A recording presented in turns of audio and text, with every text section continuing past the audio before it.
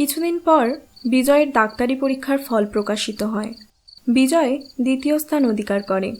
এটা যতটা আনন্দের ততটাই বেদনাদায়ক ছিল হরিহর বাবুর কাছে, কারণ বিজয় চায় বিদেশে গিয়ে ডাক্তারি পড়তে। বাবা, আমি বিদেশে গিয়ে পড়াশোনা করতে চাই। কিন্তু বাবা, আমার যে এত সামর্থ্য নেই। দেখো বাবা, পড়তে হলে আমি বিদেশে গিয়েই পড়ব, না হলে আমি আর পড়াশোনা করতে চাই না। এটাই আমার শেষ কথা। কি গো, কি ভাবছো? ভাবছি যেটুকু জমি আর তোমার সোনার গয়না আছে তা যদি বিক্রি করে দিই। ওটুকুই তো আমাদের শেষ সম্বল। ওটাও যদি চলে যায় তাহলে খাবো কি? তাছাড়া জয়ার বিয়ের কথাটাও মাথায় রেখো। ওই গয়নাগুলো যে জয়ার বিয়ের জন্যই তোলা আছে। ওহো, তুমি এত ভেবো না তুমি বলা, সব ঠিক হয়ে যাবে। ছেলেটার এত ভালো ভবিষ্যৎ টাকার অভাবে নষ্ট হয়ে যাবে না। না, আর তাছাড়া ছেলে ডাক্তার হয়ে গেলে কি আর আমাদের এই অবস্থা থাকবে ভেবেছো? তখন আমাদের কত গর্ব হবে বলো।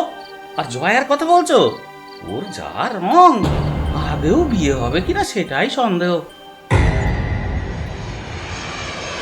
এর কিছুদিন পর বিজয় বিদেশে চলে যায়, আর এদিকে সংসারেও আস্তে আস্তে অভাব দেখা দিতে শুরু করে।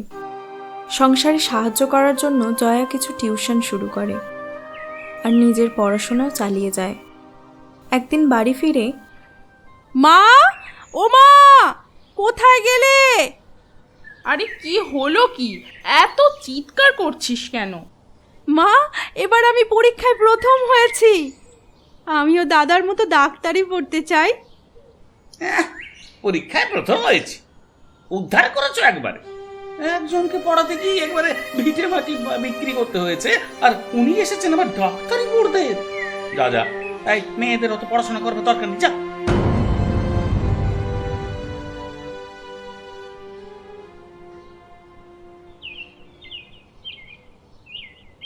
কই গো বিমলা, কোথায় গেলে গো?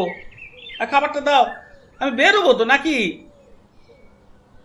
বাবা, এই নাও তোমার খাবারটা। একই, তুই কেন? তোর মা কোথায়? এই, তোর মাকে বলে দিস আমি বেরোলাম।